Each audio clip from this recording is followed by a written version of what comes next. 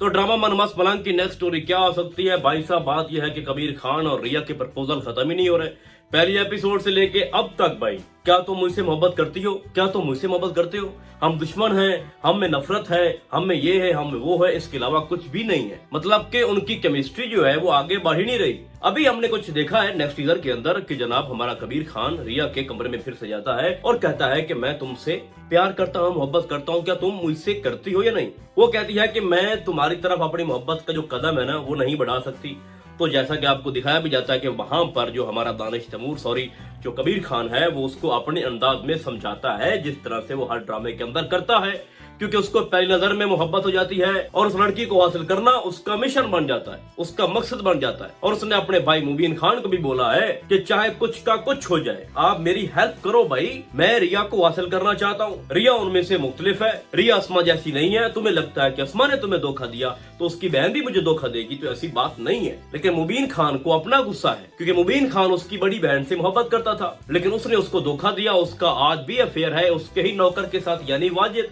और इस ड्रामे का सबसे बड़ा विलन वाजिद है, जो कि बहुत ही कमजोर विलन है भाई। उसकी तरफ से कुछ भी आगे नहीं हो पा रहा, यानी अगर देखा जाए तो स्टोरी अभी तक स्टक है, आगे नहीं बढ़ रही। मतलब कि आप पीछे चले जाएं 5-6 एपिसोड, तो रिया को अगवा करवाने वाला कौन था? वाजिद। उसके पीछे बंदे लगाए गए थे कबीर खान की तरफ से, लेकिन वो नहीं पकड़े गए। उसके अलावा और भी बहुत सारी चीजें हैं, जैसा कि हॉस्पिटल के अंदर कबीर खान था तो उसके ऊपर वाजिद ने अटैक करवाया और खुद वाजिद आया था वहां पर। और उसके बाद हुआ क्या था कि वाजिद ने वो चश्मा पहना हुआ था कि मेरी आंखों को पहचान न ले कबीर खान, अब वो चश्मा भी उतर गया। तो लेटेस्ट डेवलपमेंट इस ड्रामे के अंदर क्या है कि अस्मा का जो पिस्टल है वो वाजिद के हाथ लग चुका है और उसका ये प्लान है कि मैं इस पिस्टल को यूज करके इन 2 खानदानों को बर्बाद कर दूंगा। अब वो कैसे करेगा? क्योंकि वो जो पिस्टल है वो अस्मा के नाम पे है। और ये कौन कह रहा है? ये सिकंदर खान अपनी बहन को बोल रहा है कि अपना पिस्टल मुझे ला के दो, मैंने उसको संभाल के रखना है, क्योंकि तुम्हारे अंदर दिमाग है नहीं, तुम अपना अकल इस्तेमाल ही नहीं करती, तो लिहाजा ये खिलौना नहीं है, ये पिस्टल है, मैं अपने पास रखूंगा, क्योंकि कल को नहीं पता कि तुम फिर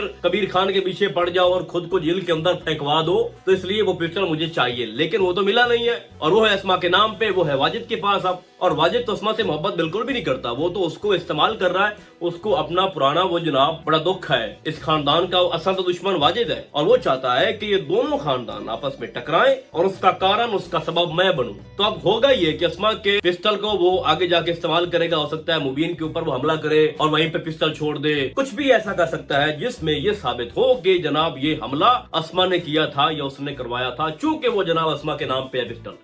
तो ये सारी चीजें आगे जाके एक नई डेवलपमेंट जो है मैं आपको बता रहा था इस ड्रामे के अंदर, स्टोरी के अंदर जो नेक्स्ट आएगी उसमें ये हमें देखने को मिल रही है। उसके अलावा क्या हो रहा है भाई, इस ड्रामे में आपको दिखाया जाता है कि जो वफा है, जो मुबीन की दूसरी बीवी है, उसने अपनी बहन को एक ड्रामा रचा कर कबीर खान के जरिए उसको उसके घर में ही वो लेके आ गई है और वो चाहती है कि ये कबीर खान को पटा ले।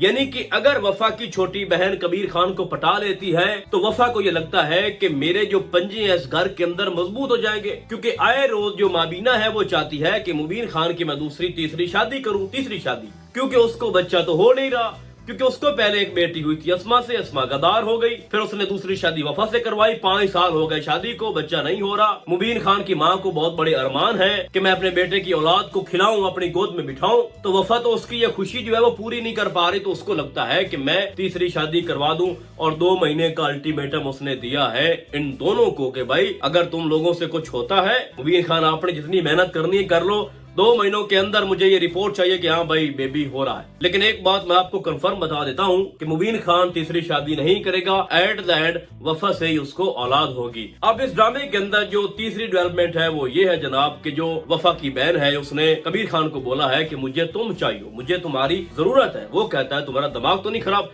यहाँ पर मुझे लगता है कि जो वफा की बहन का रोल है वो बड़ा ही कमजोर है। अगर आप इसकी जगह किसी और एक्ट्रेस को यहाँ पर कास्ट करते और वो बड़ी पढ़ी लिखी, सुलझी हुई और बड़ी तेज होती, तो एक टफ कंपटीशन होता रिया और उसके दरमियान। लेकिन यहाँ पर भाई दूर दूर तक ऐसा कुछ भी हमें नजर नहीं आ रहा। एक ऐसा बंदा कबीर खान जो कि रिया के लिए पागल है, कुछ भी करने को तैयार है। रिया और कबीर खान दोनों एक दूसरे के लिए अपनी जान देने को तैयार हैं और साबित भी कर चुके हैं। तो उन दोनों में से किसी एक को तोड़ना, और खास तौर पर कबीर खान को, ये वफा की बहन की बस की बात नहीं है भाई साहब। तो यहाँ पर अगर आप लोगों को लगता है कि आप वफा की बहन को इस तरह से पेश करके इस ड्रामे में एक नया ट्विस्ट ला सकते हो, तो नहीं भाई, मेरा रिव्यू इसके ऊपर यही है कि वफा की बहन ऐसा कुछ भी नहीं कर पाएगी जिसमें हमें ये लगे कि भाई अब एक ऐसा फिक्स पॉइंट के ऊपर कबीर खान पहुंच चुका है कि हो सकता है कि जनाब वो वफा की बहन से शादी कर ले या रिया की तरफ चला जाए। अब हम आते हैं सिकंदर खान और उसकी बहन आसमा की तरफ। वो क्या करना चाह रहे हैं, उनका क्या प्लान है। तो बेसिकली बात यह है कि जो आसमा है उसको अपने बाप से कुछ ज्यादा मोहब्बत नहीं है रिया, और अगर हम सिकंदर खान को देखें उनका भी बाप है। और लेटेस्ट एपिसोड के अंदर सिकंदर खान ने बड़ी ऊंची आवाज के अंदर ये बताया है कि अस्मा तुम्हारा बाप सिर्फ तुम्हारा ही नहीं था, वो मेरा भी बाप था, वो रिया का भी बाप था। लेकिन हम तो ऐसा कुछ भी नहीं कर रहे जो तुम कर रही हो।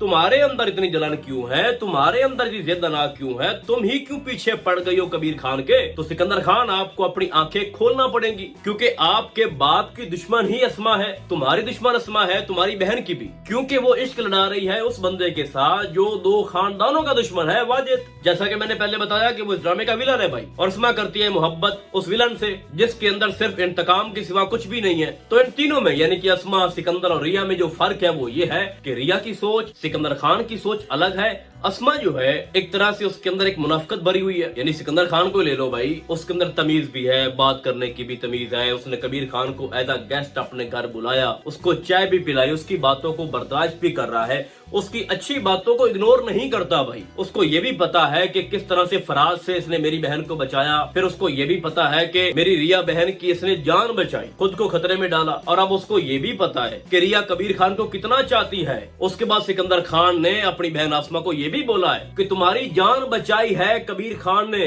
उसने पुलिस के सामने बयान दिया है कि जो कुछ भी हुआ है मेरी तरफ से हुआ है, गलती में, अनजाने में, इसमें अस्मा का, इसमें सिकंदर खान का कोई कसूर नहीं है। तो तुम क्यों एहसान फरामोश हो। सिकंदर खान ने भाई साहब उसको वादे तौर पे बता दिया है कि कहीं ना कहीं जाके उसके हमारे ऊपर एहसान है, और हम एहसानों के नीचे इतना दब चुके हैं कि मैं वो उतार भी नहीं सकता। और ये बात भी अस्मा को अच्छी नहीं लग रही। तो मेरे बात करने का मकसद ये है भाई कि अस्मा, रिया और सिकंदर खान में बड़ा फर्क है इस स्टोरी के अंदर। आज नहीं तो कल, कल नहीं तो अगली एपिसोड, अगली नहीं तो उससे अगली एपिसोड, या एंड में इन दोनों की दुश्मनी तो खत्म हो जाएगी, यानी मुबीन खान, कबीर खान और सिकंदर खान की। लेकिन दो लोग बचेंगे इसके अंदर, वो है अस्मा और वाजिद। और जैसे ही अस्मा की हकीकत सिकंदर खान के सामने आएगी, और रिया के सामने आ चुकी है, लेकिन उसने क्या किया था, अस्मा ने बड़ी अच्छी एक्टिंग की थी और रिया को फिर से मुतमिन कर दिया था। रिया ने उसको देख लिया था जब वो चाय पिला रही थी वाजिद को, और वाजिद ने उसका हाथ पकड़ा हुआ था, और रिया ने बोला भी था कि तुमने इस वाजिद की वजह से मुबीन खान से तलाक ली थी। सारी बातें रिया की सच थी, और उसके कान भी कबीर खान ने भरे थे, जो किसी हद तक ठीक साबित हो रहे थे। लेकिन वहाँ पर आपको पता है कि अस्मा बहुत ही